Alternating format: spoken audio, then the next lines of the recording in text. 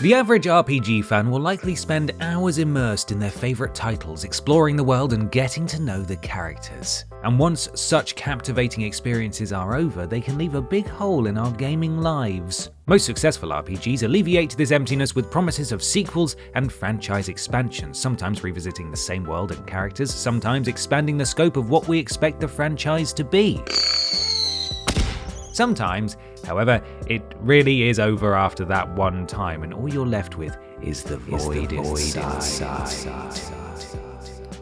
We've spoken before about great games that never got sequels, but this time we're focusing specifically on the RPG, a genre with a particular ability to create fascinating worlds and hook players with long and winding narratives. Which is to say that when they don't get sequels, well, nothing quite manages to scratch that same itch ever again. So, to help us all work through that deep sense of abandonment, let's revisit some of the ones that sparkle, alone, like beautiful, solitary diamonds. I'm TripleJump's own beautiful solitary diamond, Ben, and here are 10 great RPGs that never got a sequel. Number 10. Lost Odyssey.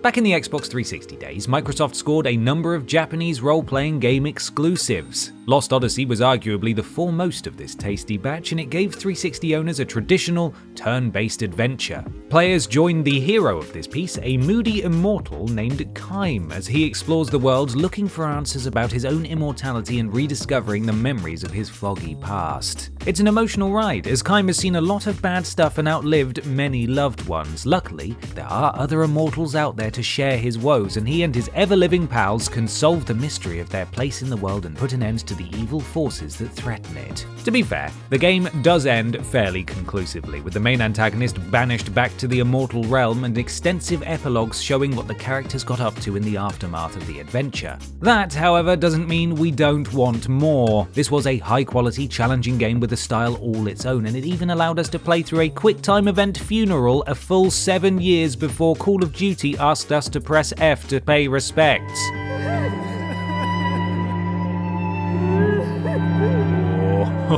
Number 9. The Legend of Dragoon.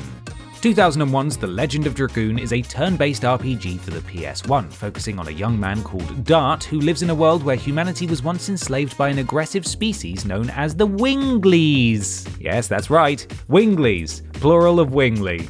Chills you right to the bone, that name, doesn't it? Winglies aside, The Legend of Dragoon attempted to provide players with a high-quality alternative to the Final Fantasy series, and it borrows Final Fantasy VII's visual style of 3D characters and pre-rendered backdrops. It managed to build up a bit of a fan base and got some decent feedback from reviewers. However, we would never be graced with the presence of Dart and his Winglies ever again. Incidentally, Dart and his Winglies was the name of my pitch for a children's TV show, and I will never forgive CBeebies for passing on it. It was their loss, quite frankly. Anyway, in the end, The Legend of Dragoon just couldn't defeat the behemoth that is Final Fantasy, which is a series that could be on a list called 10 RPGs that got more sequels than I've had hot dinners. Maybe poor Dart should have used a longer sword. Too soon? Number 8. Tyranny. An isometric RPG released in 2016, Tyranny uses the same engine and playstyle of another Obsidian title, Pillars of Eternity. In Tyranny, the world has been thoroughly dominated by an evil overlord, and players take control of one of the overlord's most trusted minions on a quest to restore order among the conquered survivors. Prepare to be quite unpopular with almost everyone you meet then. Another cranberry juice? Of course, things quickly become even more complicated than that. The player character is imbued with strange new powers, and civil war erupts between different factions of the Overlord's forces. Unsurprisingly, it falls on the player's shoulders to get to the bottom of everything, all with their Dark Master breathing down their neck. It's very interesting, but why no sequel? After all, Pillars of Eternity got one, and many fans rate Tyranny as the more interesting game. Only Obsidian themselves can say for sure, but maybe one day we'll get a chance to delve back into Tyranny's world. I, for one, would welcome the chance to once again serve our most glorious Overlord. Number 7. Skies of Arcadia. Back in the year 2000, Sega wanted an RPG with an optimistic vibe, and Skies of Arcadia was the result. Bright, breezy, and filled with youthful exuberance, this turn-based RPG put the player in charge of a group of sky pirates who had more in common with Robin Hood than with Edward Teach, or Blackbeard if you want to get piratical about this. It was received well at the time and even got a re-release on the GameCube years later with added content and reduced random encounters.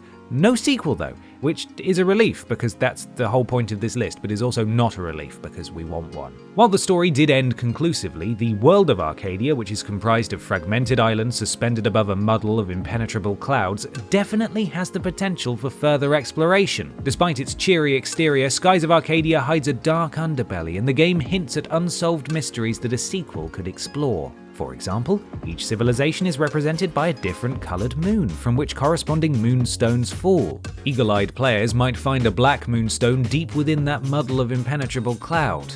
This hints at an as-yet undiscovered civilization just waiting to rise up and give us a lovely sequel-worthy quest. Come on, Sega, leave the hedgehog alone and give the Sky Pirates a chance, would you please?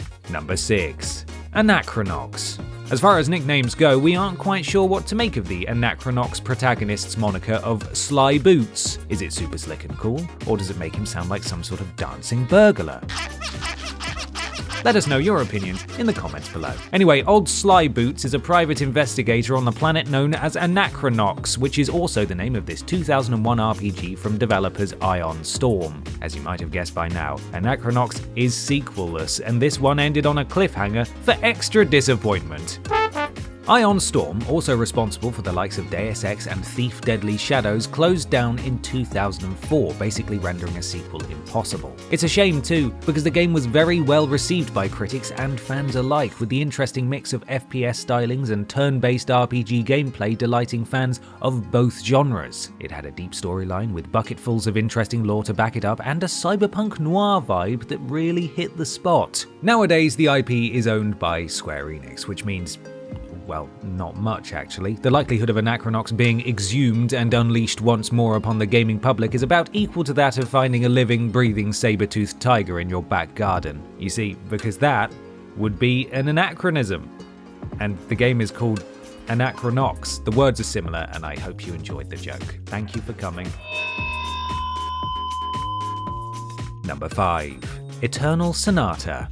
When forming ideas for a game, those involved presumably have to sit down and decide on a number of important things: the genre, the platform, the budget, and eventually, the setting. Dystopian futures, medieval battlefields, spooky woods, or bustling cities, all of these options are likely to be considered. During the conception of 2007 RPG Eternal Sonata, the setting of famous Polish composer Friedrich Francois Chopin's deathbed fever dreams came up, and they went with it.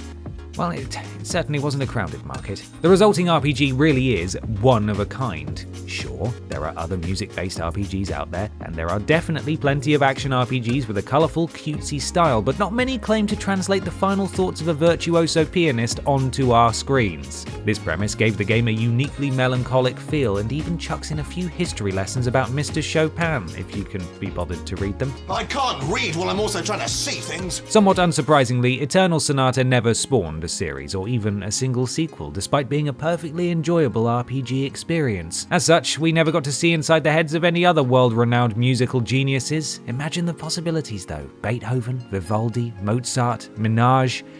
The list is endless. Number 4. Alpha Protocol. Another Obsidian-developed game, Alpha Protocol is an action RPG based on the clandestine worlds of covert operations and espionage. While it received mixed reviews upon its release back in 2010, its ideas and premise are worth exploring further in a sequel that tightens things up a bit. After all, who wouldn't want to live out their James Bond fantasies through a high-quality RPG experience? At its best, Alpha Protocol draws unfavourable comparisons with the likes of Deus Ex and Mass Effect, with a cool, modern setting, well-written dialogue, and a story and characters that are affected by players' choices. Unfortunately, it was also afflicted by some less than stellar visuals for the time and a plethora of bugs and other issues. There was a great game in there somewhere, but you had to dig around a bit to find it. While Obsidian have expressed an interest in making a sequel, the intellectual property is owned by Sega, and let's be honest, Alpha Protocol is probably more towards the Omega end of their list. A Greek alphabet joke for you there. Weren't expecting one of those today, were you? We're really educating you. What a treat. Number 3. Rogue Galaxy. Japanese space-based role-playing games definitely like to saddle their protagonists with killer names. While not quite up there with Star Ocean 4's Edge Maverick, Jaster Rogue from 2007 PS2 RPG Rogue Galaxy is still pretty radical, especially when you consider that some other characters you run into over the course of the game have names like Simon and Steve. Not that there's anything wrong with those names. Anyway, Jaster Rogue soon becomes mixed up in a planet-hopping quest to save the galaxy, and players are invited to explore a wide variety of distinct locations and take part in action-packed real-time combat. There's also an expansive side quest in which players capture and raise space bugs and then make them battle other space bugs in some kind of space bug chess. You can breed your space bugs and create ultimate champion space bugs, or just leave it. It's a side quest, you know.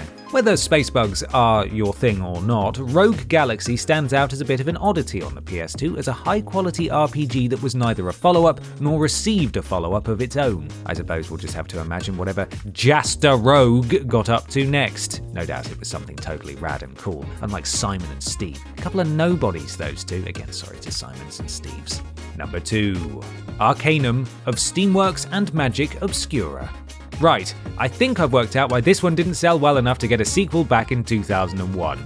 Would-be buyers gave up asking the shop assistant for it halfway through trying to remember the name and went for a copy of Halo instead. If that was you, though, learn to do words better, because you missed out on a very fascinating RPG experience. Arcanum of Steamworks and Magic Obscura is an isometric PC RPG set in a world where industrial advances and magical powers exist side by side. Players take control of their chosen protagonist in the aftermath of a Zeppelin crash and travel through a world filled with orcs, elves, and ogres mixed in with all manner of funky steampunk technology. It's J.R.R. Tolkien meets Nikola Tesla. Swords and sorcery meets top hats and monocles. It's good stuff. There was a sequel in the works with the working title of Journey to the Center of Arcanum. Alas, this sought-after follow-up never came to be, thanks to the dissolution of developers Troika in 2005. It's a shame, because Arcanum presented a world that mixed pleasantly familiar fantasy tropes with unusual steampunk aspects to truly fascinating effect. Oh well, I'll just have to get my orcs with monocles fixed elsewhere.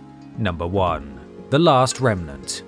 This Square Enix-developed RPG was originally released on the Xbox 360 in 2008 and never achieved quite the level of critical acclaim most of the other games on this list managed. It was, however, filled to the brim with potential, the sort of potential that a sequel could have really built on while ironing out the issues that plagued the original. You see, while The Last Remnant did suffer from texture pop-in, a struggling frame rate, and outrageous difficulty spikes, there was plenty to admire as well, not least the very intriguing turn-based battle system. Instead of controlling individual party members, players are responsible for numerous groups of characters comprised of up to 5 individual units. This design choice made encounters feel more like battlefield skirmishes than a ragtag adventuring group running into a couple of angry rats in a cave somewhere. It made it all feel that much more epic. Sadly, despite a PS4 and Nintendo Switch re-release, there doesn't seem to be much chance for a continuation of the series. Perhaps Square Enix will look at expanding on the battle system in a future IP, but for now, the last remnant